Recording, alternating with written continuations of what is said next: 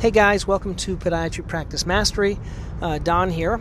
I'm going to talk today about fancy hands. Now I know this is a funny name for a company, but it's called Fancy Hands, and it is a outsourcing delegation type of a company. Okay, so what this is and how did I hear about it? I heard about this, I think, from probably Tim Ferriss. Or I think it's less doing. I think it's with Ari, I think his name was, and he talks about Fancy Hands. So what is Fancy Hands? Fancy Hands is basically a website that you log into, and you sign up for a subscription, like everything in this world today, which it'll probably be Podiatry Practice Mastery will be a subscription. So what is this subscription? Well, you get so many tasks per month. So let's say, I think my subscription is I get 5 tasks per month, and that is maybe for $15 or $20 or $30 or something like that. What is a task? So a task is an activity that takes about 20 minutes to do. And it can be done for any number of things, and so that's what Fancy Hands does. And they have like on their website like a list of a lot of common items. I will tell you some of the common items that I think of I've done. So, but the way I think about it, okay, when I have something to do, I first think, well, can I get my staff to do it? Okay, first I think, should I maybe not do it and just not do it at all? It's better to delete first. If I kind of have to do it, I think it's still a good idea. What I usually do is, this is just me, because if you're listening to this, you know I'm probably I have 500 ideas a minute. I usually wait. So I'll write it down, and if it's not on my list of things to do that week, I will write it on my list for the next week. Okay? Now, if by the next week I'm still interested in it, then it's probably an okay idea. If by the next week I get there and I'm like, I'm not really interested in that anymore, then I'll forget about it. But if it stays for a couple weeks and it doesn't pass, then it's probably an okay idea. And then, so wanting to do something, then I think, well, who can I get to do it? If I don't have a staff to do it. And then currently I have King, who is my virtual assistant that does certain things, but I haven't trained him well to do a lot of other like admin work. And then I can't do, for example, Fiverr. The Fiverr doesn't have an actual task. So if Fiverr has it, I'll use them. Like if it's an item that it's repetitive, that like designing something or doing some slight video editing or things like that, then I'll have them do it. Okay. Now, if they can't do it, then I'll ask Fiverr to do it. So what are some of the things that I've done with Fiverr? So for example, I wanted a car detailing company within Worcester, and I wanted them to schedule the detail for my car, and I just didn't want to waste the 20 minutes that would take me to do that. So I just told them that, and they log in, they have access to my credit card, and they can do that. Okay. Another thing is I always think of nice things I want to do for people. I just never have time to do them. So for example, there was a physical therapist in town that's I'm friendly with. He had a child, and there's this good book I like called 1, 2, 3 Magic, and I wanted to send in the book. Well, if it was up to me, I know you might think this is easy. Okay, I know, but go with me here. I could go to Amazon, I could put in the book, I could buy it. I'd have to add in his billing address. I do all that stuff, whereas this way I just send an email to Fancy Hands. I say, hey, buy this book for this person, Google their business, put this little note in there, and it's done, and they send it, and they just charge my credit card. So little tasks like that, you can use Fancy Hands.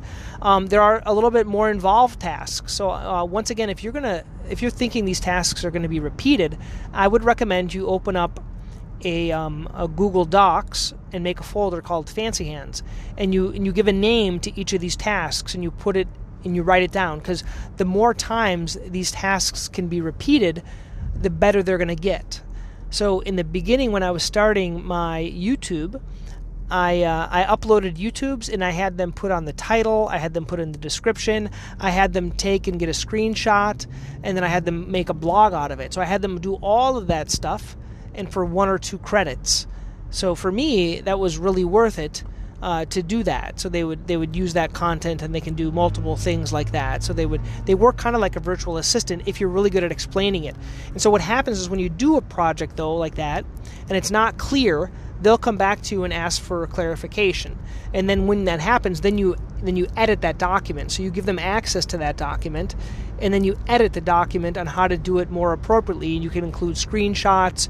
You can include, I find making a little short video is really easy for delegating these things. So recently I did this Kajabi site. I think I've told you about. That's the one I'm using currently. I might change in the future. I'll put a little link to it if you guys are interested in Kajabi.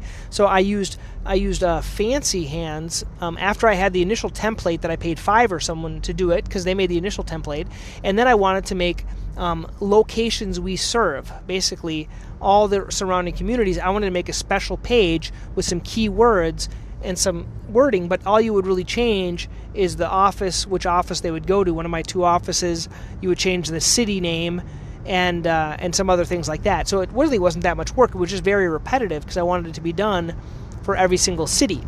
So what I did is I made a little video, explained it, I gave them access to my website, and I said, go to it. And so it took them a little bit, maybe 2 or 3 credits to learn to do it, but once they learned it, they could do everything, right? So it works really well. Another thing that I did with Fancy Hands is in my YouTube videos, I wanted to change my description. Now, I have a lot of videos, and it was a pain in the butt for me to change the description in every single one of them. And so what I did is I said, hey, I'd like you to go change the descriptions in all my videos, and you copy and paste this new description, and they could go and they could just do that for all of those descriptions. So those are a couple of the ways. Or I want you to order flowers for my wife, for example. They can order flowers. There's a lot of things that they can do for you. You may think, well, but I can just do that. I know you can do that, but what you'll find is it frees up your mind. So you have an idea, you delegate it, and you delegate it to someone that'll get it done. Okay, that's the same reason that I have someone that does my travel planning for me. Can I go to Expedia and do it? I can. I'm probably very good at it. But this other person, she does it even better, and she sends me a copy and prints it out and takes care of all the refunds and other hassles if I need to switch flights for me. So these things are just like a higher level of your use of your time, but not only just a higher level of time use, it's in terms of freeing up your mind to not have to worry about these little things, and these little things that a lot of times you just wouldn't do. You want them done, you just don't have someone to do them. And the nice thing about Fancy Hands is that if you have this described, like all these kind of descriptions of how to do it, then if you do hire an assistant or someone that's doing your marketing or something else like that, they can just follow those descriptions. So once it's done, you can do it over and over again. So I would highly recommend Fancy Hands.